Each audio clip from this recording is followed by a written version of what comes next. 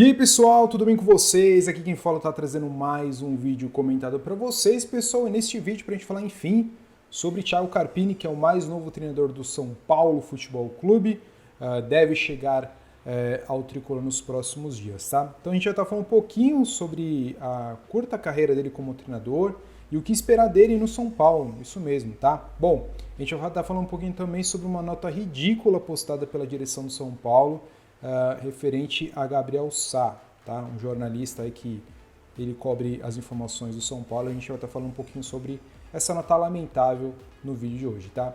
Não se antes, é claro, pedir muita ajuda e colaboração de todos vocês para deixar o like, inscrição no canal e não se esqueçam também de me seguir nas redes sociais aqui abaixo desse vídeo, é super importante e me ajuda demais, beleza? Bom, sem enrolação então, simbora pessoal falar um pouquinho sobre Thiago Carpini, que de fato é o mais novo treinador do São Paulo. Depois de nomes especulados, chegaram num consenso de que Thiago Carpini seria de fato a melhor opção no mercado, pessoal, tá?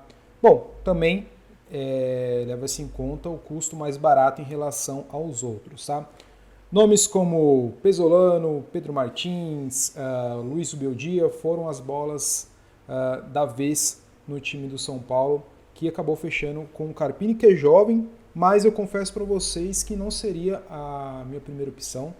Eu vi aí nos canais de torcedores do São Paulo, na mídia de forma geral, que muita gente foi contra a contratação do Carpini, justamente pela questão da inexperiência ainda dele no cenário nacional, visto que também teremos competições importantíssimas, como é o caso da Libertadores, que não disputávamos há alguns anos.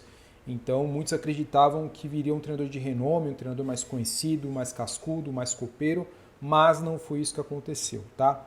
Eu até entendo, pessoal, em relação, pelo menos, ao cenário brasileiro, de que Carpini seria a melhor opção, porque aqui no Brasil não temos nenhum treinador, de fato, que possa, sei lá, iniciar um bom trabalho aqui no São Paulo, tá? De fato, Carpini é uma promessa, mas em comparação ao que tínhamos no mercado, de fato, era o que tínhamos, tá? Levando em consideração a questão dos treinadores estrangeiros, tá? Muito se falou que esbarrou em valores, se esbarrou em alguma discordância de ideias. Acho que foi muito da questão financeira do São Paulo e muito na questão da personalidade dos treinadores. Por que digo isso, pessoal? Eles não contratariam alguém que vá bater de frente com os jogadores, alguém que não vai escalar fulano de tal, por isso, isso e isso. Eles queriam um cara com um perfil parecido ao do Dorival Júnior na questão de ser uma espécie de paizão, tá? Algo que, com toda certeza, eles não encontrariam em Pedro Martins, vide um Abel Ferreira, até porque o Abel Ferreira também é um cara muito... eu ia falar muito sério, mas é um cara muito incisivo ali nas suas opiniões.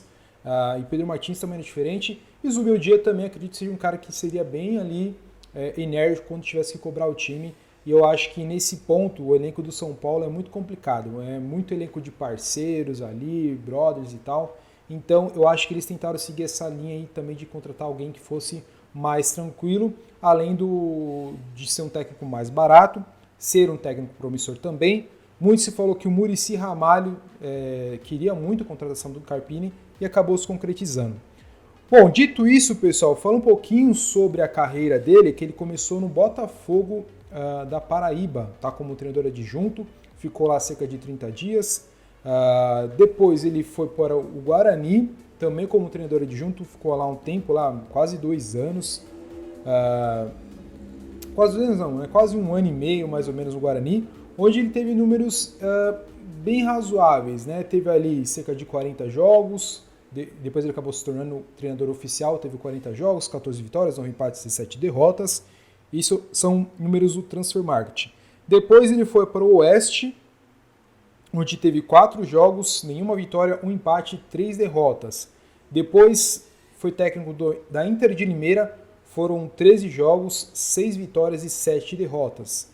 Depois treinou o Santo André, foram 13 jogos, 3 vitórias, 6 empates e 4 derrotas. Depois foi para Ferroviária, onde teve 6 jogos, 1 vitória, 2 empates e 3 derrotas.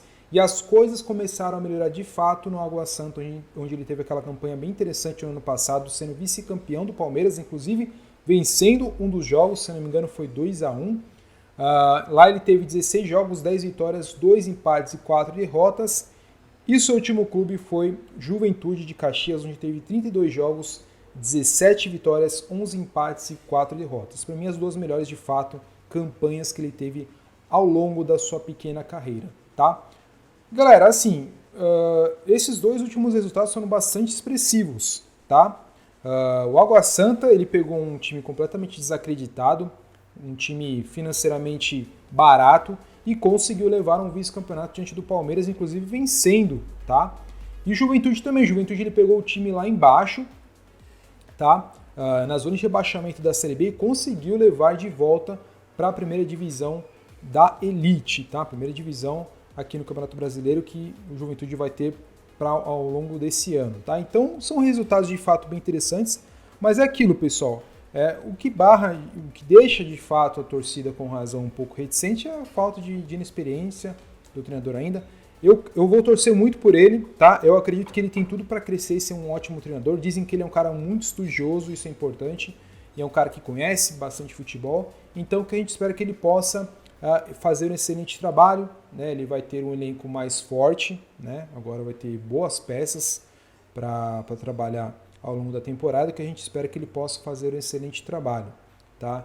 Eu jamais vou torcer, não é porque não era o meu nome, não era o nome da preferência que eu vou torcer contra para que ele seja demitido. Muito pelo contrário, eu quero que ele se dê muito bem por aqui e se projete como um grande treinador, tá? Essa é a minha humilde opinião, tá? Eu queria saber muita opinião, ponto de vista de todos vocês, é super importante, me ajuda demais aqui no YouTube.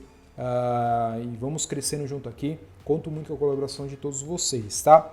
Bom, falando um pouquinho agora sobre uma nota triste que foi lançada hoje pelo São Paulo. Hoje o nome do Gabriel Sá, que é um influenciador / jornalista, trabalhou bastante na Jovem Pan. É um cara que foi bastante acionado nesta quinta-feira.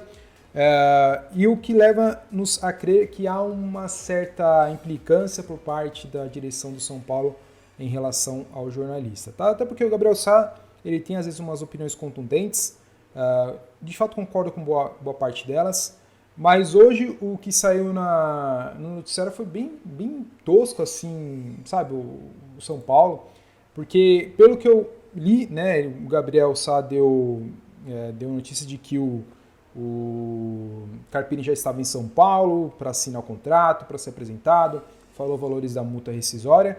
E aí o São Paulo soltou uma nota que diz o seguinte, lá no Twitter: a diretoria de futebol do São Paulo, Futebol Clube vem a público informar que as notícias publicadas pelo blogueiro e influencer Gabriel Sá nesta quinta-feira são inverídicas. O treinador Thiago Carpini nem sequer estava na capital paulista.